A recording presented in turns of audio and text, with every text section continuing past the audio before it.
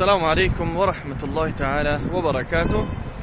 دوستان و برادران عزیز، الله سبحانه و تعالی همه ما و شما را نگهبان باشه از این بیماری کرونا ویروس و از این سحر و جادو و از بیماری های روحی، از این گونه بیماری جین و سحر و جادو و چشم و حسد.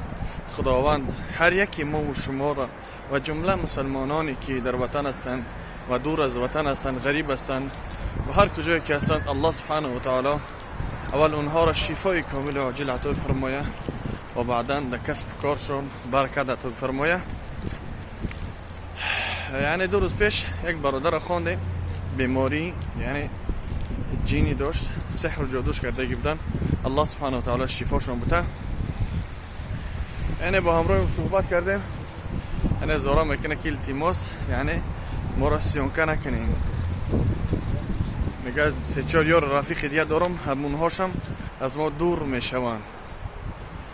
یعنی میگه که همون حالتی که فهمیده که من سحر و جادو کردگیم در بدن من جین است، از همون روز عبارت دیگه با همراه من نه علاقه میکنن و نه صحبت میکنن و نه زنگ میزنن.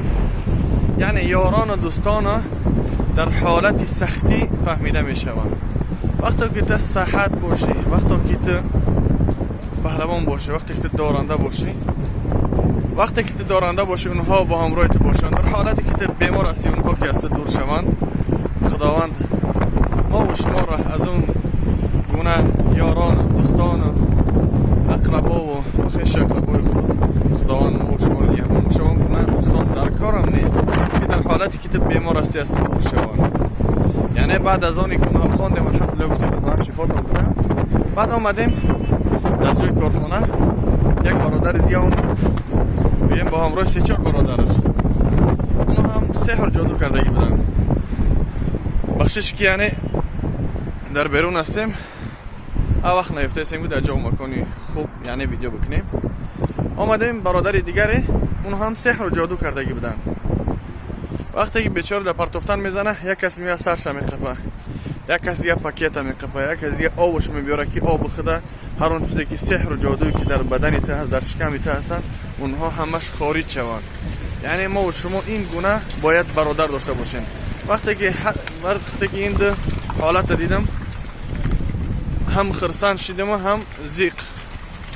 خرسان شدیم که الحمدلله برادرها که هستن به خاطر الله برادری میکنن و هستن برادرانی که به خاطر ملک مال دنیا، به خاطر چیزهایی که ارزش ندارن، به اون خاطر جورگی یا رفیقی میکنن. خداوند پناه بطلبیم از این گونه یاری و رفیقای یعنی نانی. خداوند هر یکی ما و شما را نگهبان باشه. با دعا باشین، از دعای صالحتان ما را فراموش نکنید. السلام علیکم.